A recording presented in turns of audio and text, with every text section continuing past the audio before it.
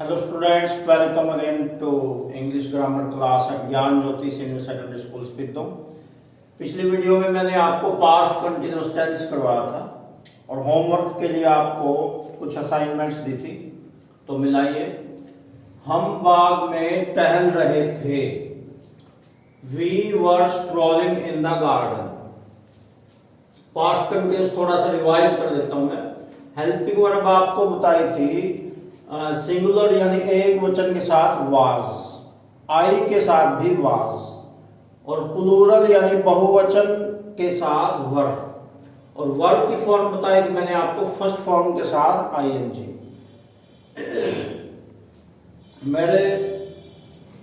मेरी दादी जी मुझे कहानी सुना रही थी। माई ग्रांड मदर, सब्जेक्ट है इसमें ग्रांड मदर, दादी जी। अब दादी जी एक है तो वाज आएगी हेल्पिंग वर्ब। सुनाने की इंग्लिश टेल, क्या सुना रही थी? कहानी, स्टोरी। तो ये स्टोरी ऑब्जेक्ट है। पहले सब्जेक्ट, फिर हेल्पिंग वर्ब, फिर वर्ब, फिर object. My grandmother was telling me a story. Negative समझ लीजिए, नेगेटिव तो बिल्कुल सिंपल है, यहां नोट आ जाएगा। My grandmother was not telling me a story. एक सेंटेंस के मैं सारे बता देता हूं आपको, बाकियों के खुद बनाइए। और इंटरोगेटिव के लिए हेल्पिंग वर्ब आगे आ जाएगी। जो वाज यहां पे है ये शुरू में आ जाएगा, तो ये क्वेश्चन बन जाएगा।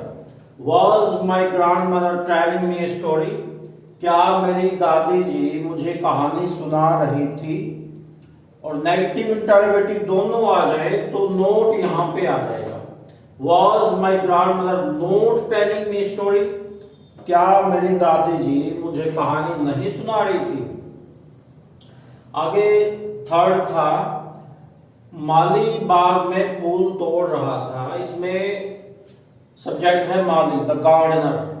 अब गार्डनर एक है तो वाज आएगा। वाज फूल तोड़ना। फूल तोड़ने की इंग्लिश होती है pluck flower, plucking flower in the garden. Next था, राजा इंसाफ कर रहा था। इसमें सब्जेक्ट है राजा, the king was doing justice. इंसाफ होता है जस्टिस।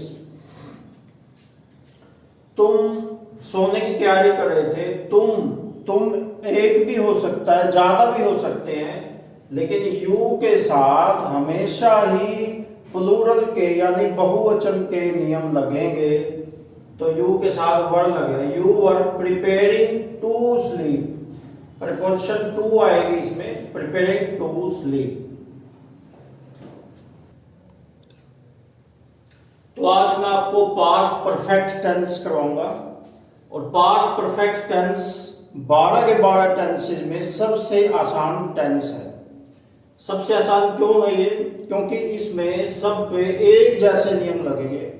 चाहे कोई एक है, चाहे ज्यादा है, चाहे एम है, आई है, कोई भी है, सबके साथ में एक जैसे नियम लगेंगे।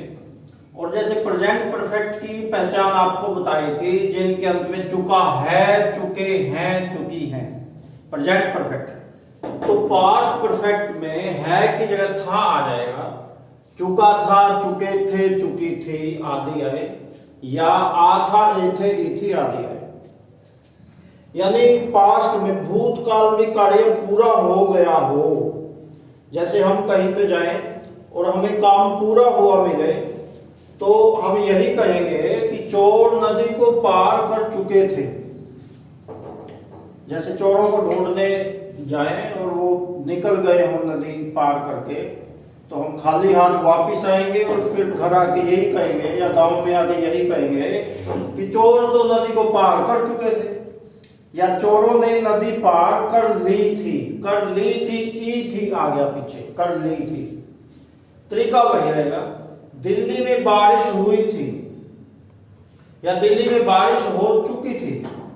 हमें जब पता चले तो उस टाइम काम हो चुका हो, तो उस टाइम पास्ट परफेक्ट टेंस लगेगा। सांप मेंढक को खा चुका था, या सांप ने मेंढक को खा लिया था, एक ही बात है।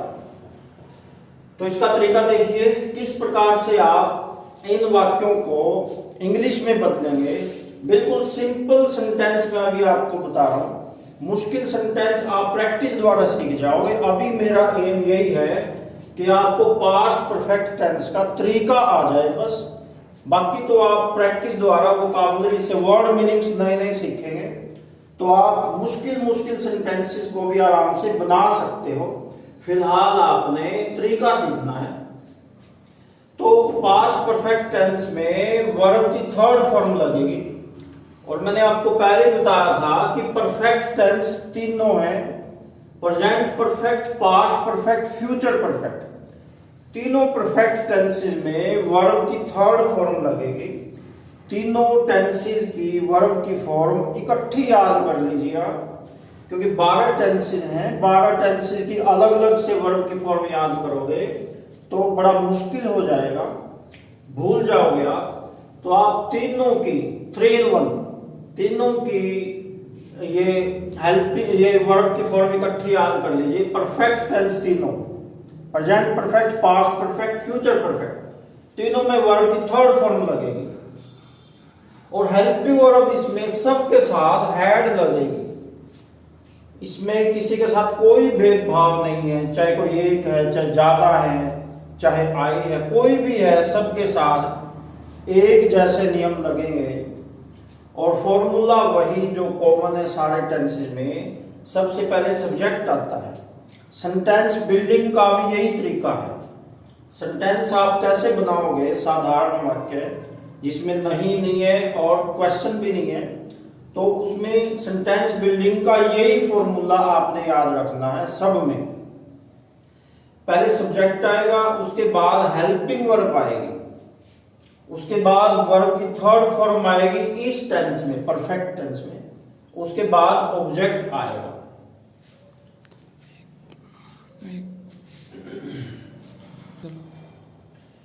जैसे एग्जाम्पल्स देखिए जो मैंने अभी दिया आपको। चोर नदी को पार कर चुके थे, इसमें सब्जेक्ट कौन है? चोर हैं, काम करने वाले चोर हैं। और क्या काम वो कर रहे हैं? पार करना। वर्ब है यहाँ पे पार करना। और क्या चीज पार करे? वो ऑब्जेक्ट है। नदी को पार करे हैं तो वो ऑब्जेक्ट है। The thieves had crossed the river. इसमें आसानी है क्योंकि और टेंसेस में देखना पड़ता है कि सब्जेक्ट एक है या कई हैं, तो उस हिसाब से हेल्पिंग वर्ब लगती है। इस टेंस में कोई भी आ जाए सबके साथ हैड ही लगेगा, इसलिए ये टेंस सिंपल है, आसान है। दिल्ली में वर्षा हुई थी, बारिश हुई थी, तो बारिश होने में सब्जेक्ट इट लगता है, ये बात आपने याद रखनी है।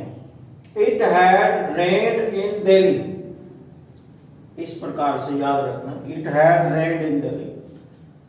सांप मेंढक को खा चुका था, इसमें सब्जेक्ट है सांप, स्नेक। हैड ईट की third form eaten, eat, ate, eaten. Eaten the frog, किसको खाया उसने? मेंढक को। The snake had eaten the frog. उसके बाद नेगेटिव सेंटेंसेस देखिए। नेगेटिव सेंटेंसेस में बिल्कुल सिंपल है, हैड नॉट लग जाएगा बस। The thieves had not crossed the river, मैं लिख देता हूं। नेगेटिव सेंटेंसेस के एग्जांपल्स देखिए, बिल्कुल सिंपल है, हैड नॉट लग जाएगा बस, और कुछ अलग से नहीं है।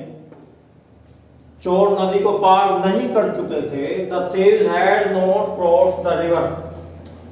दिल्ली में बारिश नहीं हुई थी। It had not rained in Delhi. और सांप ने मेंढक को नहीं खाया था। The snake had not eaten the frog. बिल्कुल सिंपल है। आगे है इंटरोगेटिव सेंटेंसेस। इंटरोगेटिव सेंटेंसेस का भी वही तरीका, हेल्पिंग वर्ब शुरू में आ जाएगी और बाकी सेंटेंस यूं का यूं रहेगा। वही फॉर्मूला जो बाकी टेंसेस में चलता है। शुरू में हेल्पिंग वर्ब आ जाएगी, फिर सब्जेक्ट, फिर वर्ब की थर्ड फॉर्म, फिर ऑब्जेक्ट। तो एग्जांपल्स देखिए, सिर्फ यहां से हैड यहां से निकल के शुरू में आ जाएगा। Had the thieves crossed the river, ऐसे बन जाएगा। Had the thieves crossed the river. Had it rained in Delhi. Had यहां था तो यहां से निकल के शुरू में आ गया तो वो क्वेश्चन बन जाएगा, क्या दिल्ली में बारिश हुई थी? Had it rained in Delhi. उसके बाद क्वेश्चन मार्क जरूर लगाना है आपने। क्या सांप ने मेंढक को खाया था? हैड जो पहले यहां पे था स्नेक के बाद, वो यहां से निकल के स्टार्टिंग में आ जाएगा। Had the snake eaten the frog.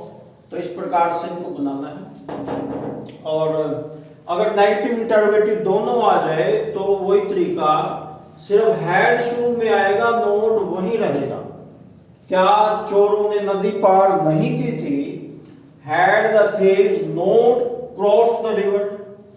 क्या दिल्ली में बारिश नहीं हुई थी? Had it not rained in Delhi. क्या सांप ने मेंढक को नहीं खाया था? हैड आगे आ जाए, had the snake not eaten the frog. अब होमवर्क के लिए कुछ असाइनमेंट्स लिख लीजिए। फर्स्ट लिखिए, मैं तुम्हें संदेश भेज चुका था। मैं तुम्हें संदेश भेज चुका था या मैंने तुम्हें संदेश भेजे थे, एक ही बात है। सेकंड लिखिए, चपरासी ने घंटी बजा दी थी। चपरासी ने घंटी बजा दी थी या चपरासी घंटी बजा चुका था, एक ही बात है। और लिखिए,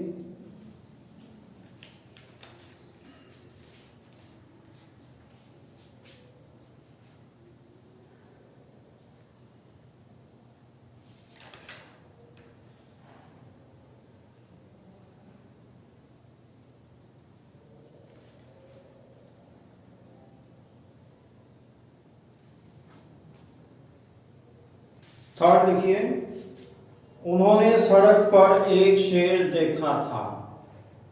उन्होंने सड़क पर एक शेर देखा था। फोर्थ लिखिए, मैं अपना कार्य पूरा कर चुका था। मैं अपना कार्य पूरा कर चुका था या मैंने अपना कार्य पूरा कर लिया था। फिफ्थ लिखिए, उसने नौकरी छोड़ दी थी या वह नौकरी छोड़ चुका था।